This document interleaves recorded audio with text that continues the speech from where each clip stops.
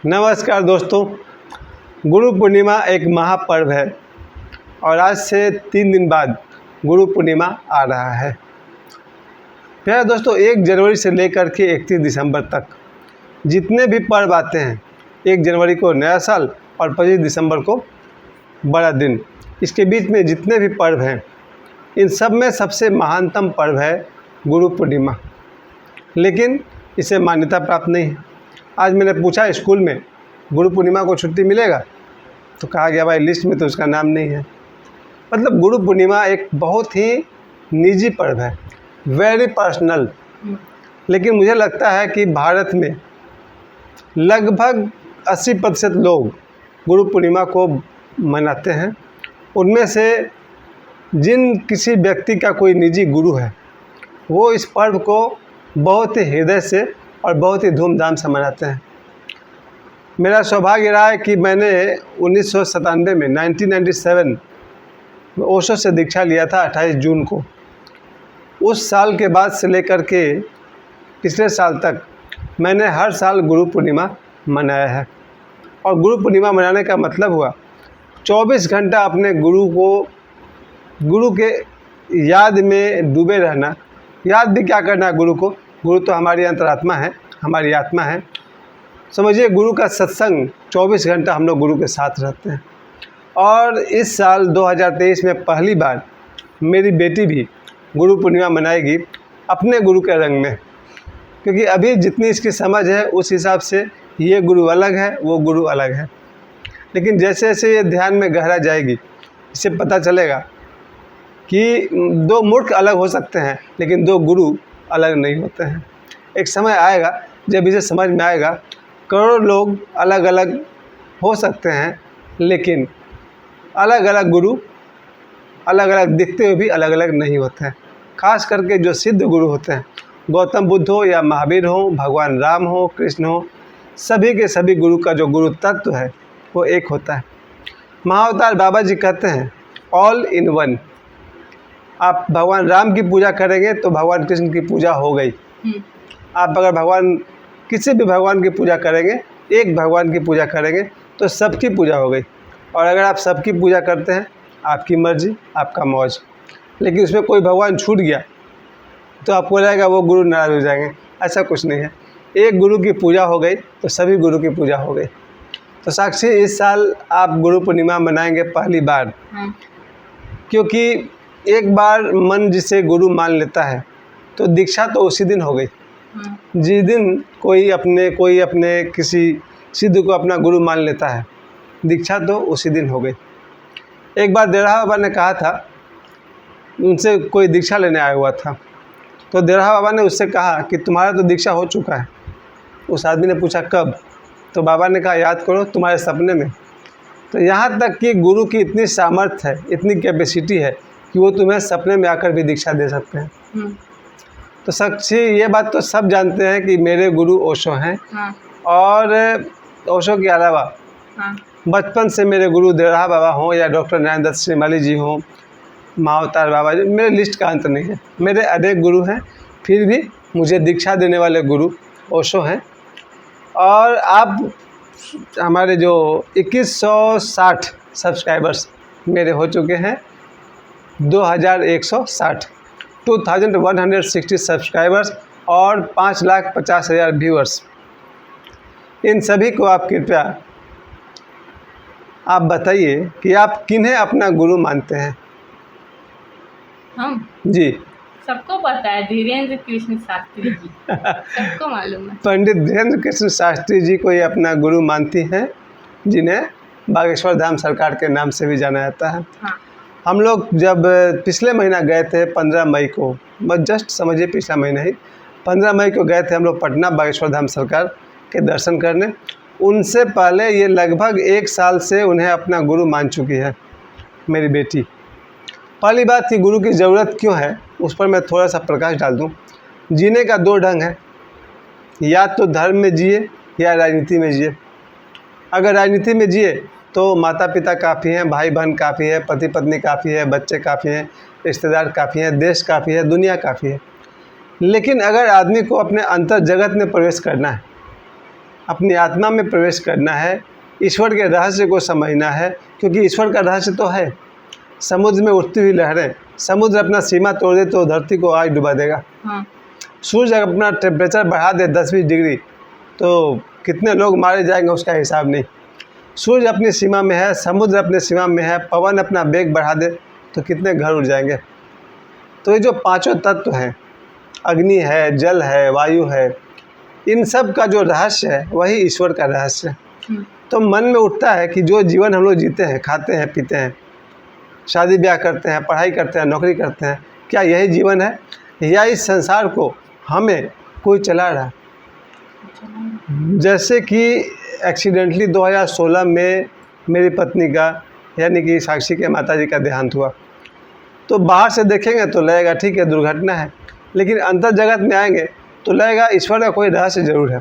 उसी रहस्य को जानने के लिए हम लोग किसी न किसी सिद्ध के आगे हाथ जोड़ते हैं, सिर झुकाते हैं कि उस रहस्य पर से पर्दा उठाए।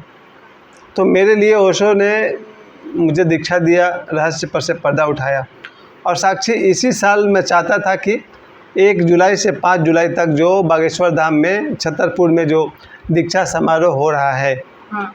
मैं चाहता था कि साक्षी को मैं वहाँ ले जा करके उसे दीक्षा दिला दूँ, लेकिन कुछ व्यवस्था में कमी मुझे दिखाई पड़ रही है, जिसकी वजह से शायद ये बात चल गई है। मैं इस बार तो इसको नहीं ले जा पाऊँगा। हाँ। तो गुरु से सामने सामने दीक्षा मेरे हिसाब से तो इस बार भी नहीं हो पाएगा, लेकिन गुरु एक शक्ति है, वो अपने ऊर्जा के ब्रॉडकास्टिंग के अनुसार, क्योंकि विशेष बात तो ये है कि पंडित धीरेन्द्र कृष्ण शास्त्री के माध्यम से दीक्षा तो सन्यासी बाबा ही देंगे या हनुमान जी देंगे। आज वो कह रहे थे 1 जुलाई को धीरेन्द्र जी का मैं देख रहा था कार्यक्रम, तो कह रहे थे कि हनुमान जी को अपना गुरु मान लें। तो मैं भी यही समझता हूँ कि अगर पंडित धीरेन्द्र कृष्ण जी खुद दीक्षा दे रहे हैं तो हम मान लेते हैं कोई दिन बाद हो सकता है। हाँ। एक शारीरिक गुरु जो उपस्थित हैं वो जब दीक्षा देंगे तो वो आपको जब मिलेंगे तब देंगे। लेकिन यदि हमें हनुमान जी से दीक्षा लेनी हो, सन्यासी बाबा से दीक्षा लेनी हो, पंडित धीरेन्द्र कृष्ण शास्त्री जी के माध्यम से, क्योंकि अगर वो नहीं होते तो हम लोग शायद सन्यासी बाबा को कभी जान ही नहीं पाते। सही बात है। जिस व्यक्ति की वजह से हम लोग हनुमान जी के महिमा को समझे, उस आदमी को हम साइड कर दें? सवाल ही नहीं, कभी नहीं। लोग क्या करते हैं, पंडित जी ने मिलवा दिया हनुमान जी से, लो भैया हनुमान जी को पकड़ लिए, पंडित जी को छोड़ दिए। भाई उस तरह के हम आदमी नहीं हैं। हम लोग पंडित धीरेन्द्र कृष्ण शास्त्री जी के कारण हनुमान जी के महिमा को और विस्तार से जान पाए, सन्यासी बाबा के महिमा को हम लोग देख पाते हैं। इसलिए हम कहेंगे हमारे लिए तो गुरु पंडित धीरेन्द्र कृष्ण शास्त्री ही हैं। हाँ। और एक बात और कि हाँ जी। ये जो अभी दीक्षा समारोह हो रहा है, हाँ जी। अगर ये पहले से पता होता तो हम लोग जा पाते हैं। ये हमको शायद 3 दिन पहले पता चला है, इसलिए ट्रेन अवेलेबल ही नहीं है यहाँ से, नहीं तो हम लोग चले जाते हैं। धनबाद से ट्रेन अवेलेबल नहीं है, पटना से है, और शायद उस ट्रेन में भी सीट अवेलेबल नहीं है, ऐसा हाँ, कुछ चल रहा अभी है। इधर नहीं है सीट अवेलेबल भी नहीं है। तो फेस टू फेस दीक्षा इस बार साक्षी का शायद नहीं हो पाए, और 29 सितंबर को जब गया आएंगे तो देखा जाएगा। उस समय अगर ऐसा कोई मौका आता है तो हम लोग बात करेंगे। फिलहाल तो गुरु पूर्णिमा हम लोग कैसे मनाएंगे इसके विषय में आपको बता दें। गुरु सन्यासी बाबा की बात कर रहा हूँ और हनुमान जी की बात कर रहा हूँ। एक ऐसे शक्ति हैं जो इस सेकंड में भी वो हमारे पास हैं। आप सभी जानते हैं, अगर आप लोग बागेश्वर धाम सरकार का वीडियो देखते हैं तो सन्यासी बाबा की इतनी सामर्थ्य ज़रूर है कि वो जिस सेकंड चाहें कहीं भी जा सकते हैं, या वो सर्वत्र विराजमान है, ये कहिए, वो सब जगह मौजूद है। तो अगर यहाँ पर भी साक्षी अगर स्नान करके साफ़ सुथरे कपड़े पहनकर वो आँख बंद कर बैठती है तो सन्यासी बाबा यहाँ हैं। जहाँ शिष्य होता है वहाँ गुरु होता है। हाँ। तो ये जो दीक्षा है सन्यासी बाबा के माध्यम से या हनुमान जी के माध्यम से, ये तो इसको आज ही मिल जाएगा, या समझिए मिला ही हुआ है, सिर्फ पहचानने की बात है। जैसे ओशो कहते हैं परमात्मा तुम्हें मिला ही हुआ है, खोजने की ज़रूरत नहीं है, उस तरह से सन्यासी बाबा तो इसे मिले ही हुए हैं। बस अब हम लोग 4 जुलाई को तो गुरु जी का जन्मदिन है ना, 3 जुलाई को गुरु पूर्णिमा, यानी कि परसों हम लोग गुरु पूर्णिमा कैसे मनाएंगे इस बार। तो बिल्कुल सही बात है कि 2 जुलाई के शाम से ही, कल शाम से ही हम लोग इंतज़ार करेंगे 3 जुलाई के आने का।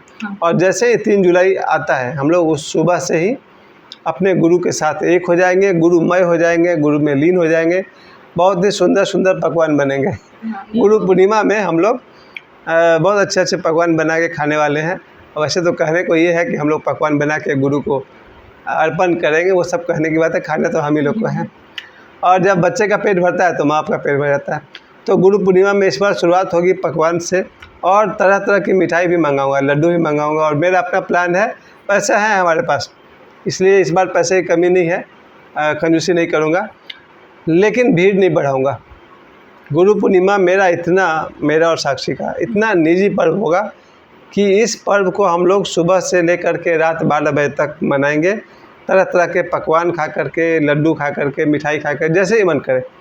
और अधिक से अधिक समय हम लोग पूजा पाठ और ध्यान को देंगे, है ना। जैसे कि हमेशा कहते हैं बागेश्वर धाम जी की हनुमान चालीसा का पाठ करना चाहिए। कोई 1 बार करता है, कोई 2 बार करता है, कोई 5 बार करता है, कोई 108 बार करता है। लेकिन ये जो रहस्य जो उन्होंने एक बार मुझे बताया, वो रहस्य मैं पूरी दुनिया को बता देना चाहता हूँ। पंडित धीरेंद्र गिरि शास्त्री जी ने जो मुझे रहस्य बताया, वो पूरी दुनिया को मैं बता रहा हूँ कि जो उनके गुरु हैं सन्यासी बाबा, भूल करके भी उन्हें आप लोग कभी साधारण समझने की गलती मत करिएगा। युगों युगों में कोई ऐसा गुरु होते हैं जो आज 2023 में लोगों की सहायता कर रहे हैं। कोई भी आजकल माइंड रीडर बन जाता है और कुछ भी बकवास कहता है। ये माइंड रीडर कहाँ थे तब, जब पंडित धीरेंद्र गिरि शास्त्री लाइट में नहीं थे। जैसे ही पंडित धीरेंद्र गिरि शास्त्री ने अपना काम शुरू किया, ये कुकुरमुत्ते की तरह ये लोग कहाँ से माइंड रीडर पैदा हो गए कि हम इनका पोल खोल देंगे, ये कर देंगे, वो कर देंगे। भाई साहब, अगर इतने बड़े आदमी आप होते तो हम लोग खुद ही आपकी पूजा कर रहे होते। माइंड रीडर अगर बड़े लोग होते तो उनकी आरती दिखा रहे होते। लेकिन आप लोग भूल के भी कभी इनके खिलाफ़ मत बोलना, क्योंकि जब शास्त्री जी पोल खोलेंगे तो वो दिखाने के लायक नहीं रहिएगा। प्यारे दोस्तों, मैं ये कहना चाहता हूँ, पंडित धीरेंद्र गिरि शास्त्री के पीछे जो महाशक्ति हैं, जो महासूर्य हैं, सन्यासी बाबा, कभी भी उन्हें आप साधारण समझने की गलती मत करिएगा। भूल के भी पंडित धीरेंद्र गिरि शास्त्री को अपमानजनक शब्द मत बोलिएगा, क्योंकि मेरे सामने लोग बोल रहे हैं। मेरे बहुत सारे रिश्तेदार, बहुत सारे दोस्त कुछ भी उटपटांग बोल देते हैं, उन्हें अंदाज़ा नहीं है कि सन्यासी बाबा कौन है। बुद्ध और महावीर और ओशो भी चुन करके लोगों की सहायता करते होंगे कि भाई ये भला आदमी है, उसकी सहायता करो, या ये शिष्य है, इसकी सहायता करो। लेकिन कोई भी आदमी शराबी को, वेश्यागामी को, गलत आदमी को, जुआरी को सहायता नहीं करना चाहेगा। लेकिन सन्यासी बाबा उस तरह के आदमी को भी स्टेज पर बुलाकर उसकी समस्या हल करते हैं। सन्यासी बाबा जिस तरह के लोगों को स्टेज पर बुलाते हैं, वो जुआरी है, शराबी है, 4 औरतों से संबंध रखता है, फिर भी सन्यासी बाबा उसको स्टेज पर बुलाते हैं। इतनी करुणा मैंने कभी नहीं देखी किसी संत में। अगर देवड़ा बाबा के सामने कोई आदमी आ जाए मांसाहारी, तो शायद ही वो उससे बात करेंगे। लेकिन ये ऐसे करुणावान हैं सन्यासी बाबा, पतित से पतित आदमी को, लाखों में से उसी को बुलाते हैं। लाखों आदमी में हमारे जैसे महात्मा और धर्मात्मा भी बैठे हुए हैं, पर हमको छोड़ करके उसको बुला लेते हैं जो 4 औरतों के साथ घूमता है और शराब पीता है और मांस खाता है और पता नहीं क्या करता है। वैसे लोगों को सन्यासी बाबा स्टेज पर बुला करके उसकी भी सहायता करते हैं। इतना करुणा मैंने कभी नहीं देखी है। सन्यासी बाबा का जो हृदय है बहुत विशाल है। जनरली दुष्टों को कोई नहीं बुलाता है, लेकिन वो अक्सर मैं देखता हूँ वैसे ही लोग को बुलाते हैं। मेरे हिसाब से तो पात्रता ही नहीं उनका। बहुत बड़ी बात है, सन्यासी बाबा के विषय में जितनी ही प्रशंसा करूँ कम है। और मैं एक और बात कहना चाहता हूँ कि अगर कोई व्यक्ति सुबह में 1 बार हनुमान चालीसा का पाठ करता है तो उसके अंदर में इतनी सारी शक्तियाँ आ जाती है 1-2 साल के अंदर, क्योंकि मैंने खुद अनुभव किया है। जो व्यक्ति 5 बार प्रतिदिन हनुमान चालीसा का पाठ करता होगा उसके अंदर कितनी शक्ति आती होगी, बराबर है। कोई 108 बार प्रतिदिन अगर हनुमान चालीसा का पाठ करता होगा उसके अंदर कितनी शक्ति आती होगी। सन्यासी बाबा ने आज से 321 साल पहले 1.25 करोड़ बार हनुमान चालीसा का पाठ किया है। इस बात को एक पैर पर खड़े होकर के, इस बात को मैं अपने सभी दर्शकों को बताना चाहता हूँ। सन्यासी बाबा ने 321 साल पहले एक पैर पर खड़े होकर 1.25 करोड़ बार हनुमान चालीसा का पाठ किया है। आप उनकी शक्ति का मुकाबला नहीं कर सकते हैं, लेकिन आप उनकी शक्ति का पूरा प्रसाद पा सकते हैं। उनके पास जो कहते हैं ना 46,000 सेना है। अगर मैं मान लूँ कि 46,000 आत्माएँ सनातन धर्म के सेवा में लगी है, तो यही उसका मतलब हुआ। हाँ। सन्यासी बाबा के साथ 46,000 सेनाएं हैं, यानी कि 46,000 धर्मात्मा ऐसी आत्माएं हैं जो सनातन धर्म को आगे बढ़ाने में काम कर रही हैं। तो सन्यासी बाबा के पास 46,000 सेना है और पंडित धीरेन्द्र कृष्ण शास्त्री के पास सन्यासी बाबा भी हैं और उनकी 6,000 सेना भी है। फूल करके भी मुंह लगाने की हिम्मत मत करना भैया। आज धरती पर कोई बहुत ताकतवर कोई शख्स है, कोई व्यक्ति है तो पंडित धीरेन्द्र कृष्ण शास्त्री, लेकिन वो प्यार का सागर है। सन्यासी बाबा भी प्यार का समुंदर है। कृपया उनसे प्रसाद पाएँ, प्यार पाएँ, सहायता लीजिए। गुरु पूर्णिमा परसों है, हम लोग और भी उस पर बात करेंगे। क्योंकि आज के लिए आपने हमें इतना समय दिया, बहुत बहुत धन्यवाद। मेरे सभी दर्शकों को धन्यवाद। गुरु पूर्णिमा का मतलब होता है, गुरु का मतलब होता है जब आप जंगल में भी अकेले जा रहे हैं तब आपके साथ आपके गुरु हैं। ध्यान रखिएगा, आप कहेंगे ईश्वर मेरे साथ है, उस रथों में मत पड़िएगा। ईश्वर के होते हुए जंगल में शेर आएगा और खा के चला जाएगा। क्योंकि ईश्वर न तो रोड एक्सीडेंट वाले में मदद करेंगे, न टाइटैनिक डूबने में मदद करेंगे और न हवाई जहाज के क्रैश में मदद करेंगे। ईश्वर आपके कर्मों के अनुसार फल देते हैं। कभी मत समझिएगा कि आप अंधेरे जंगल से गुजर जाइएगा और ईश्वर आपकी सहायता कर देंगे, वहाँ जहरीला सांप भी काट लेगा, ईश्वर कुछ नहीं करेंगे। क्योंकि ईश्वर न्याय करते हैं। अगर आपने गलत कर्म किया है आपको सज़ा मिलेगी। जब ईश्वर आपको सज़ा देते हैं, उस सज़ा से बचने के लिए लोग सन्यासी बाबा के शरण में आते हैं। हाँ। पंडित धीरेन्द्र कृष्ण शास्त्री के पास जो लोग जा रहे हैं, कोई बीमार है, कोई पोलियोग्रस्त है, तरह तरह की बीमारी लेकर के जाते हैं, ये वही लोग हैं जो अपने कर्मों का फल भोग रहे हैं। इन्हें कर्मों का फल ईश्वर ने दिया है, वो कर्मों का फल भोग रहे हैं। उसके बावजूद भी ये लोग गुरु के शरण में आते हैं और गुरु रक्षा करते हैं। क्योंकि संसार का अजीब नियम है, इसलिए कबीर कहते हैं गुरु ईश्वर से ही बढ़कर है। मुझे समय देने के लिए बहुत बहुत धन्यवाद। हम लोग फिर बात करेंगे कल अपने अगली वीडियो में। आप सभी को गुरु पूर्णिमा की आज से ही हार्दिक शुभकामनाएं। धन्यवाद।